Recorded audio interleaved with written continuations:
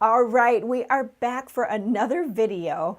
Now, in the last email, I sent you a survey. Now, I hope you were able to complete it. If not, I want you to pause this video and go and do it right now. It should only take about 5 minutes to complete. Now, once you push send, it will come to me right away. And now I want to also tell you, don't hesitate to push reply on that email if you're having trouble. If you're having trouble, we can fix that right away and get you going on the right path to get us prepared for the webinar. So, okay, right into the topic now for this video. This video is going to cover two different topics. Last minute, I kind of decided to combine these two things, commanding respect and knowing your strengths, and I'll share why I decided to combine them. You'll find out soon that when you can keep at the top of mind what your strengths are and how you should best reveal them, you will be automatically commanding respect. It's a subtle process. We want to believe that we have to push this, we have to demand it, but the truth is you really don't. When you can let go of feeling that you have to demand respect, you get much, much further. If you have ever tried to do this before, demanding respect, you know that it does not work long term. Demanding respect only loses credibility. So I have an example of a boss that I had in the past, and several times in meetings he would say, I demand XYZ goes through me first. I must make all the decisions. Now, I'm sure many of you can attest to this type of experience, and it really doesn't go over very well. Yes, in the immediate, you get some attention, right? You find out what's important to that person, and most people are just going to kind of go along with it to not cause any waves. But I will say there are times when you have to cut the conversation short and get straight to the point. Really, that's a whole other topic for a different video. The reason that I say that is because when you have to use this strategy, it has to be delivered properly. You're already setting up a path of mutual respect. And sometimes you have to get straight to the point. But in the method that I'm going to teach you here today, there's no need to force the issue. The way that I teach how to command respect, it's all about your presence, your posture, and an undertoned manner. And then there's no need for explanation. There's no need to tell why someone needs to respect you. It's totally unnecessary. When you walk into a situation knowing your truth and you're living out your truth, all of that is unnecessary. The trick comes in when you have a peer or a boss that takes issue with you having a total ease of mind over it. Unfortunately, there are many people that you'll encounter that are not content with you being at ease about it. They want to be able to rattle your cage.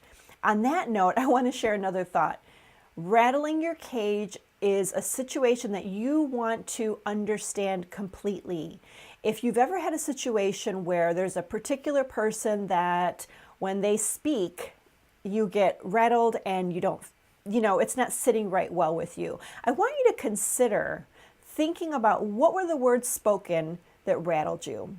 What is the presence of the other person that rattled you? How do you respond to that? Knowing this about yourself is really important. Okay, so I just got off on a little side note there, but it's very important to understand where you are in that place and what fuels it, what fuels that fire.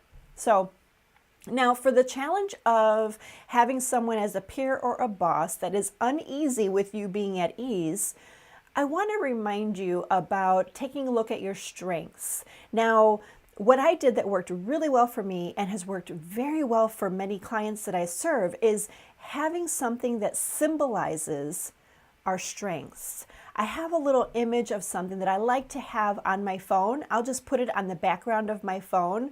Many times it may be even a picture of my kids. Have that on the background of my phone and it reminds me what's important and what I'm working on.